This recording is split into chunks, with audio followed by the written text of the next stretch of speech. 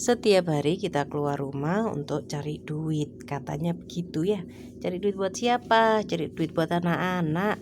Kita kerjanya dari pagi sampai sore. Anak-anak berangkat sekolah, kita berangkat bekerja. Terus ketemunya, kalau anak-anak nggak sekolah full day, kita ketemunya juga kalau kita pulang kerja. Yang tersisa hanya beberapa jam. Katakan anak-anak pulang jam 1, kemudian kita baru ada di rumah sekitar jam 5. Kita capek, anak-anak mungkin sore masih ngaji. Yang tersisanya dari jam 6 maghrib sampai jam 9. Jam 6 anak-anak mungkin masih sibuk untuk les, atau anak-anak masih sibuk mengerjakan tugas sekolah. Lalu kita sendiri lelah, kita mandi. Tanpa terasa kita sudah menghabiskan waktu 1 jam untuk sekedar beres-beres diri kita sendiri. Yang tersisa hanya lelah ketika di rumah. Ngakunya kerja buat anak-anak, tapi kita tidak menghabiskan banyak waktu bersama anak-anak setiap hari. Quality time katanya. Quality time itu omong kosong apa bukan ya?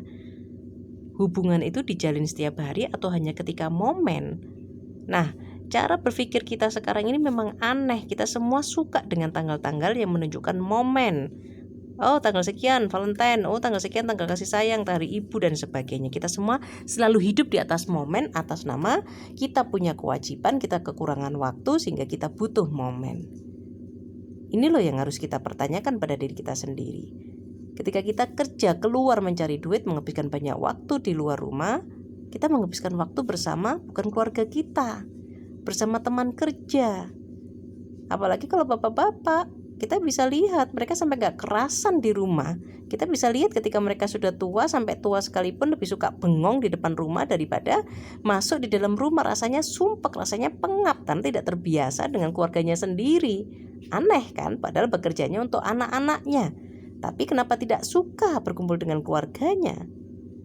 Nah, ketika anak-anak tumbuh dewasa dengan kondisi kita jauh dari anak-anak, kita tidak hadir di dalam kehidupan anak-anak, kita hanya melaksanakan fungsi manajerial saja, mengatur, karena tenaga kita sudah habis untuk cari duit itu soroh. Jadi kita tinggal ngatur-ngatur saja, kita nggak hadir ketika anak sedang kesulitan. Maka yang terjadi adalah ada jarak di antara kita dengan anak-anak. Lalu ketika anak-anak bau, anak-anak tumbuh tanpa ada kasih sayang yang nyata dari kita tinggal menuding lagi, kamu ini bagaimana? Padahal ketika kita berpetualang nyari duit, kita juga asik-asik aja kan, bergembira ria dengan teman-teman kerja kita, having fun saja.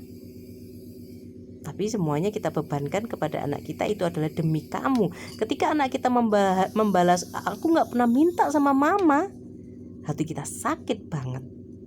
Aku gak pernah minta papa ngasih ini. Wah, rasanya kita muntap, rasanya kita sudah naik darah setinggi-tingginya menyalahkan anak. Hubungan itu dibangun dari intensitas, dan itu dibangun dari pertemuan dan juga tatapan mata, kata-kata. Karena kita ini manusia, ada dimensi fisiknya. Kita punya telinga, jadi hubungan itu harus dibangun dengan telinga. Berarti ngomong dong, ngobrol dong. Kita punya kulit, berarti harus dengan sentuhan. Kita punya mata, lihat dong mata.